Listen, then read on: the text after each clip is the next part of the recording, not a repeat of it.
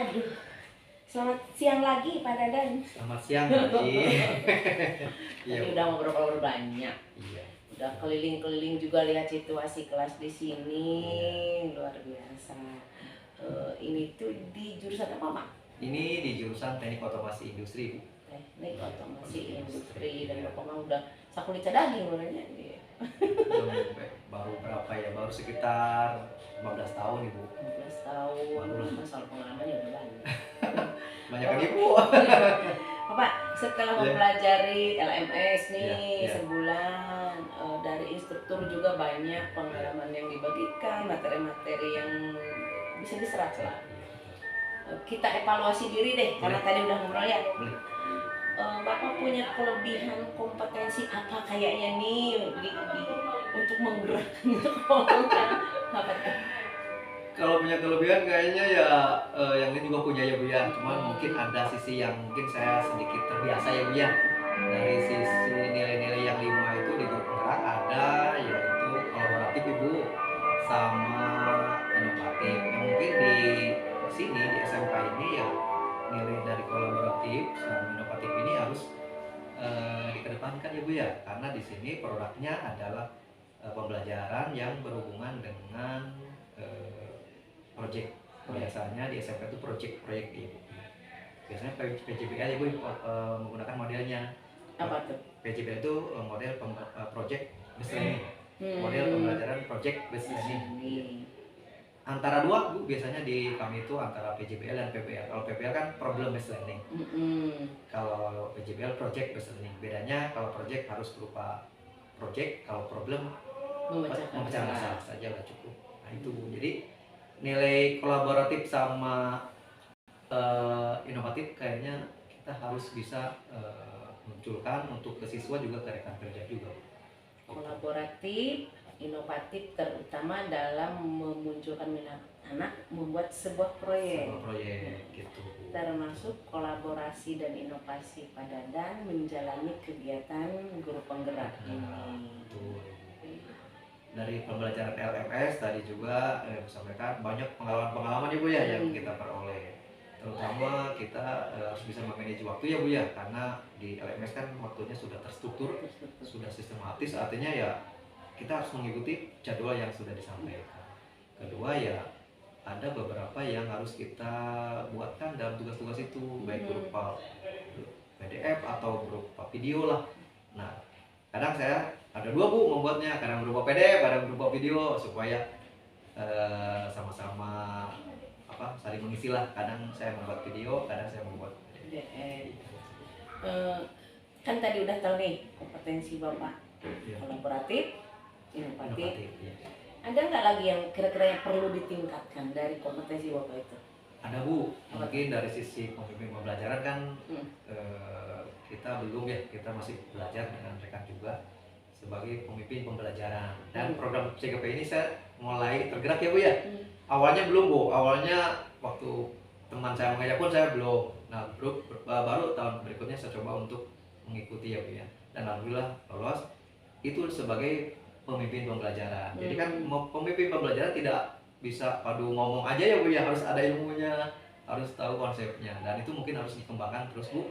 Yang kedua adalah IT-nya Bu. Kita IT-nya mungkin saya terbatas, IT-nya berhubungan dengan kemampuan saya di otomasi, berhubungan dengan mesin-mesin industri. Tapi kalau di digital, di beberapa guru penggerak ini ada digitalnya Bu ya, banyak yang hal itu. Contohnya saya belum mencoba untuk ke portofolio digital, saya belum, baru mau nih karena waktunya aturan waktunya Bu. Saya agak tadi saya bilang emang kita harus benar-benar mengatur waktu supaya kita bisa menyelesaikan semua kegiatan ya Bu. Mudah-mudahan saya dapat mengikuti kegiatan di CGP sama sekolah lancar ya Bu ya. Berarti kompetensi terlebih khusus kepada digitalisasinya. Digitalisasinya itu saya harus kuatkan Bu, harus diperdalam. Nah udah tahu nih berarti yang harus ditingkatkan. Terus Bapak mau apa langkah ke depan yang terdekat nih yang mau ditempuh? Nah pada saat itu berarti saya coba ngikuti dari program CGP ini, saya coba di pembelajaran pun menggunakan digitalisasi Bu. Absensi dulu mah manual ya Bu ya. Siapa yang tidak hadir hari ini? tulis. Sekarang enggak Bu, saya menggunakan, silakan kamu masih absensi, nah itu ya, menggunakan Google Form itu. Terus kayak kemarin kita di instruktur ada semacam pakai Padlet, saya coba menggunakan Padlet walaupun ada terbatas. Kanol Ibu ya kayak gitu. Saya coba gunakan ke anak-anak, cuman harus difasilitasi dari si WiFi-nya Bu di sini. Ya, karena anak-anak kadang-kadang Pak kuotanya habis, nggak ada, ya udah kita pindah ke yang ada ruangan yang ada WiFi-nya ya Bu. Itu yang coba saya terapkan dalam waktu dekat ini ya Bu ya. Kemudian pembelajaran juga biasanya kan untuk materi-materi saya berikan di kelas, tetapi sekarang sudah dikirim menggunakan LMS. Jadi mereka sudah pelajari duluan. Pada saat di kelas tatap muka sudah. Oh, di kelas juga bisa makin pakai LMS? Pakai LMS karena sudah menggunakan LMS sekolah. Oh, jadi itu ada khusus operatornya gitu? Ada, itu dari kurikulum. LMS kurikulum itu kita sharekan materinya, mereka buka. Jadi saya nggak terlalu banyak menulis di papan tulis Bu, hanya inti-intinya saja ataupun pendukung-pendukungnya saja. Sisanya mereka sudah boleh melihat dan membuka atau literasi di LMS sekolah. Itu Ibu. Jadi berarti Bapak tinggal mempelajari lebih banyak lagi Ibu. Makanya program CGP ini alurnya sebenarnya sekolah sudah ada wadahnya, cuman tinggal menyelaraskannya Bu ya, menyelaraskan antara di sekolah dengan kita. Malah kalau kita ilmunya sudah tahu malah enak enjoy Bu. Yang malah jadi beban itu kitanya ya merasa terpaksa karena kita tidak tahu konsepnya. Nah, dengan CGP ini alhamdulillah membuka saya bahwa ini sejak selaras dengan yang di sekolah. Di sekolah sudah ada. Kalau sudah evaluasi diri begitu, kompetensi sudah tahu berasa, cara meningkatkannya juga sudah bisa dipahami. Tinggal semangat ke depannya membawa perubahan di sekolah. Iya Bu, syukur-syukur kalau kedepannya bisa terwujud jadi pemimpin. Amin. Cuman memang paradigma di sekolah di SMK 3 ini memang seperti yang wali kepala sekolah bidang kurikulum pasti sampaikan barusan, itu tidak ke sana ke tadi semacam kepala sekolah Ibu yang enggak. Di sini adalah penguatan untuk pembelajaran, jadi pemimpin pembelajar dulu untuk diri sendiri di sini itu. Artinya kalau kita punya kemampuan untuk merubah diri kita sendiri, baru bisa merubah orang lain. Jadi semacam teladan ya Bu. Gitu. Teladan buat rekan kerja, teladan buat siswanya. Membawa perubahan ke di lingkungan sekolah dulu, terutama ke arah yang lebih baik. Betul. Menjadi pemimpin pembelajaran yang juga lebih baik dari sebelumnya. Iya Bu. Kedepannya mungkin saya ada 2 targetnya ya Bu ya. Untuk di kelas sebagai tugas pokok saya sebagai guru yang mengajar Bu, saya berusaha untuk menjadikan murid itu sebagai pusat pendidikan atau berpusat pada murid ya Bu ya, dengan mengaplikasikan beberapa teknologi itu tadi ya Bu ya.